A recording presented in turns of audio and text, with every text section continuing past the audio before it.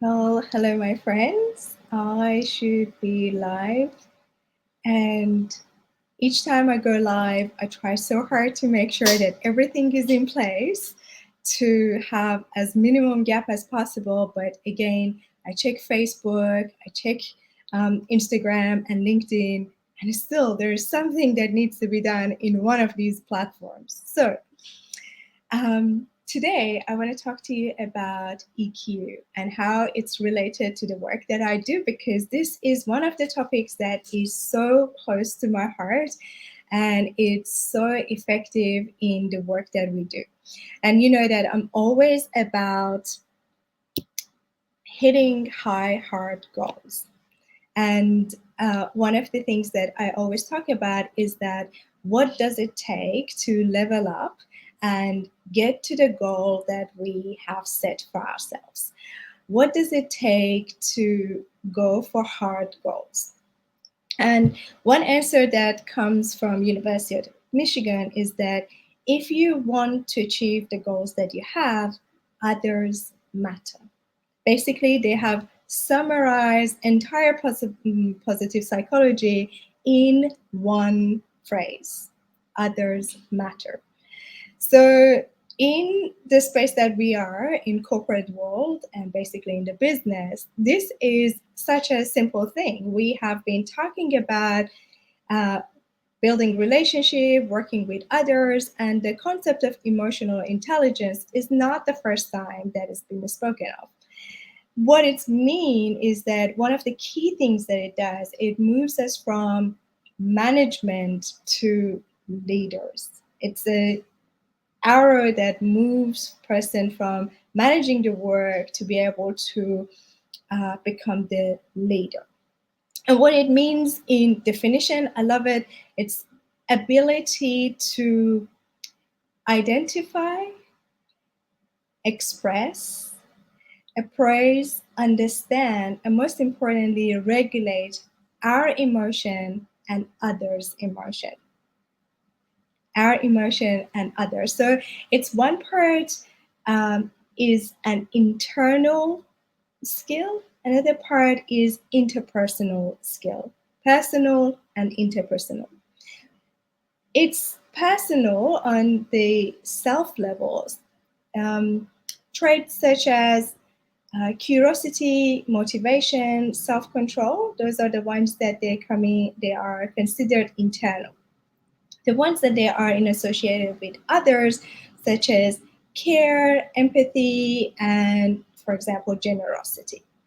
So these are the ones that if we are wanting to improve and improve our skills on these areas, knowing the definition and knowing which side we are working on is the part that will help us to get these skills faster. So here is the thing. The There's the old saying that says IQ will get you the job. EQ is the brand that will help you to get the promotion. IQ gets you the job, EQ gets you the promotion. And you know, all my life, all my work is about going to the next higher profile role and getting the what it's not always about getting a higher position role, not at all, because sometimes you want to get something that you are more excited about and it's more deeper and deepening your skill set. And it's not necessarily had anything to do with title, it's more about what's the next level for you. So just to clarify this point, here is the part of EQ that of the four parts that it has, there's one of these parts that is way more important than the others. And I will tell you why I'm highlighting this one part more than the others. Because we are not going to be psychologists or coaches or performance or developmental coaches. We are running a business. You might say, look, I'm not going to be able to be an expert in these four areas. And what are these four areas? Self awareness, self management, social awareness, and relationship management. So the first two, that is about knowing what's going on with you and how to manage and regulate your emotions, That is somewhat easy, not necessarily. But the part that it comes about social awareness and having the relationship is more than just understanding what's going on with the other person or with your team members or your colleagues or your partner.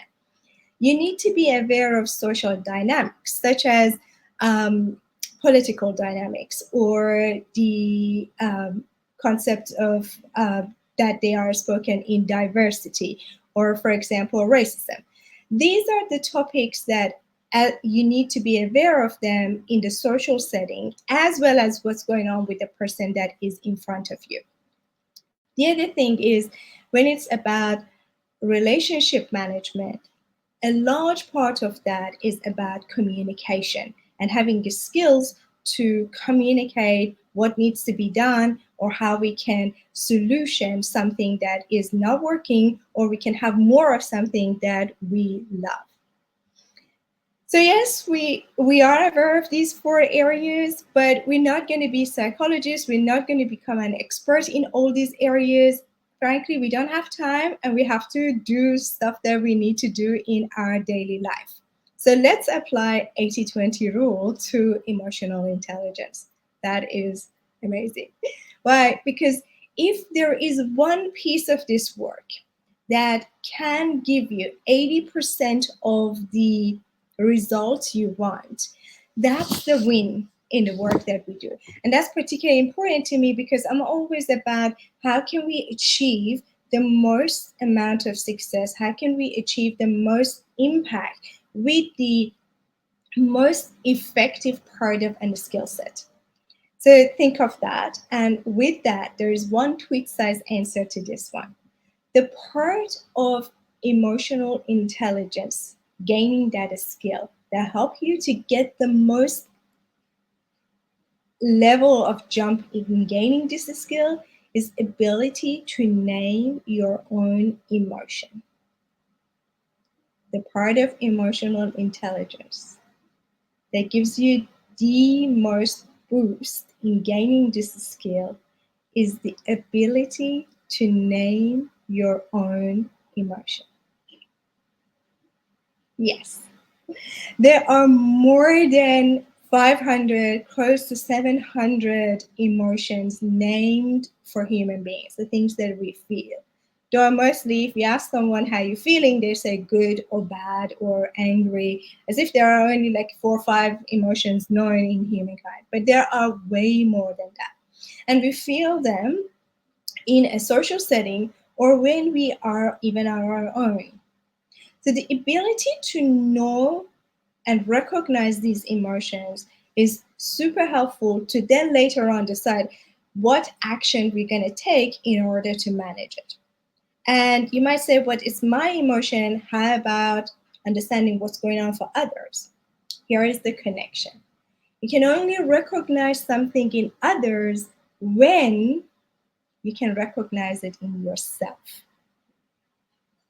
It's the analogy that I use is that if you know multiple languages and you hear someone is talking in another language, you're able to recognize that because you have those words in your own vocabulary. The same applies. So here's one thing, that ability to recognize emotions would also help you in work setting significantly in different scenarios. For example, in negotiation, you would always know if there's something off, if it's the right time to talk about something, or something hasn't landed really well. Another example is in creating alignment. If you are someone that is constantly about creating a change in organization, moving things forward, creating alignment and agreements is super important. I've always been in business transformation, and I've always been in acceleration programs. So I've always been this pointy end of change. And for that, I always needed to build friendship, alliances, alignment to be able to move things forward, because nothing changes if people are not coming with you. So ability to recognize something, some people are not with you, or they're just giving you lip service, or lost, or confused, or have questions, is super helpful to be able to create alignment before you get commitment. Another one that is again very important for moving you from a manager to a leader is when you want to motivate a team. You will not be able to motivate your team if you are flat. So if you are aware of the feelings that you've got inside, emotions that you're feeling inside, and be able to do something about that for yourself, the same way you will be able to do something to motivate, engage, and influence people around you. Might be people that are reporting to you, or just simply people that they are working with you. Another example, giving feedback. As a leader, you will need to give feedback. That's just part of the way you do what you need to do to grow your team members. And knowing when is a good time to give feedback to this other person, knowing if it has landed, knowing if it has been received well or not, is another benefit of understanding your emotions. Another example, conflict resolution.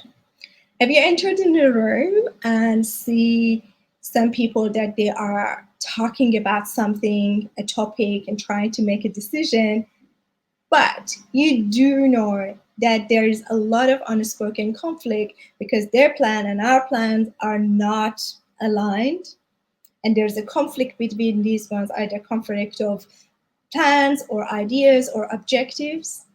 And here is the thing, with conflict resolution skill, you need to be able to recognize what's not working based on what you are observing and sensing, and also have extra communication skills to bring this one together and be able to get an agreement so the teams can move forward.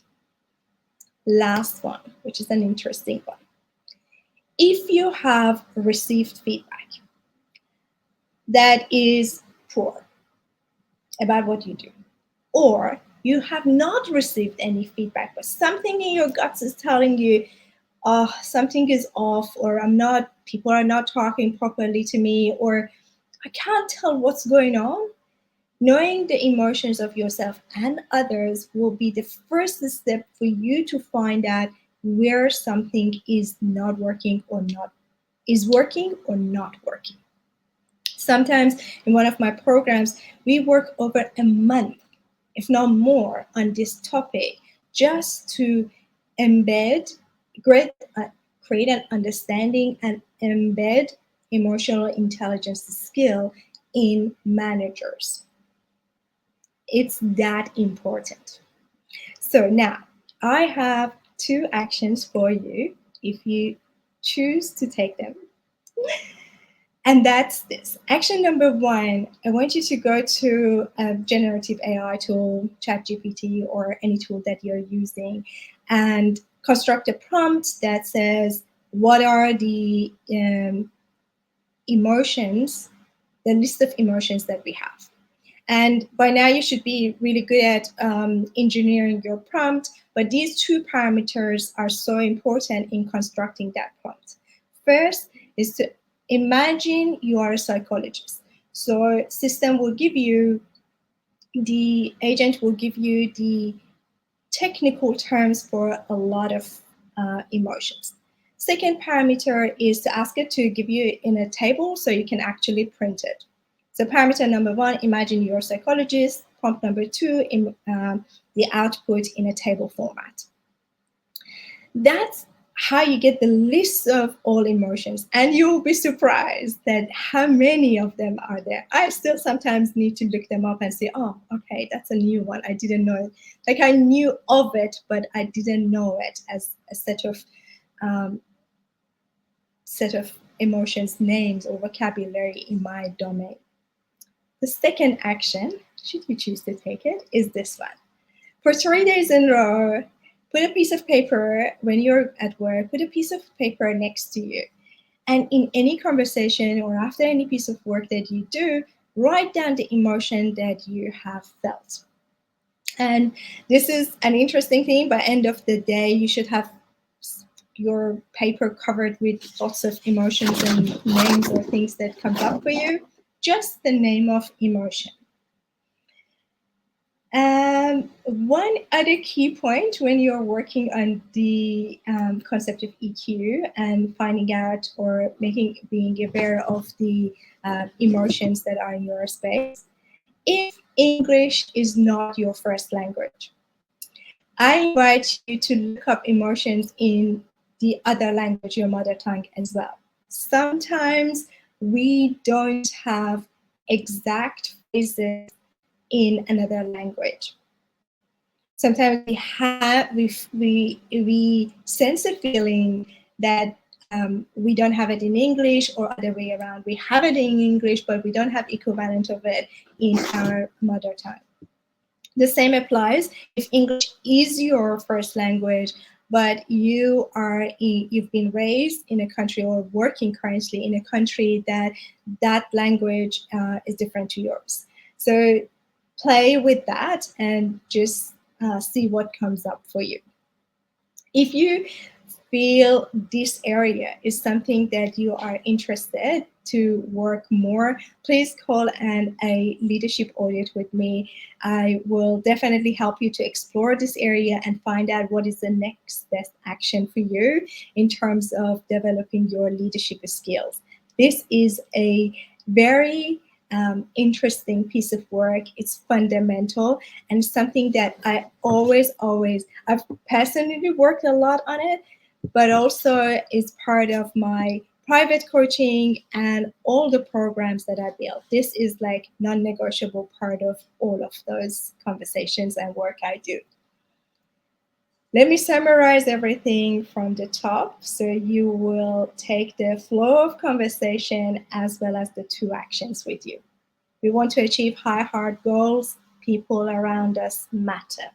For us to connect to them, to be able to influence them, to be able to interact with them, we need to develop emotional intelligence, ability to understand, express, appraise, and control our emotions and others' emotions. It has 2 folds to it, personal side and interpersonal side.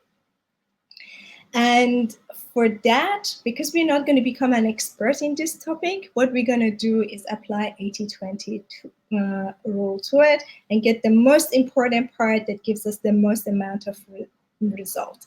And that is ability to name our own emotion. That will help us to be able to do certain types of actions, different types of response. And that part, I'm sure you're good at it. And we will know what conversation needs to come after we identify what's the exact emotion. We talk about the use of that in different scenarios in the business. And we looked at 2 actions that you can take to be able to embed and gain this skill. One is finding all the names. Second, for 3 consecutive days, be able to capture everything that is around you and what's happening inside you and the name of those emotions. All right, my friend, that's all I have for you today. Emotional intelligence, applying 80-20, and I will be talking to you soon. Next week, same time, same place. Bye.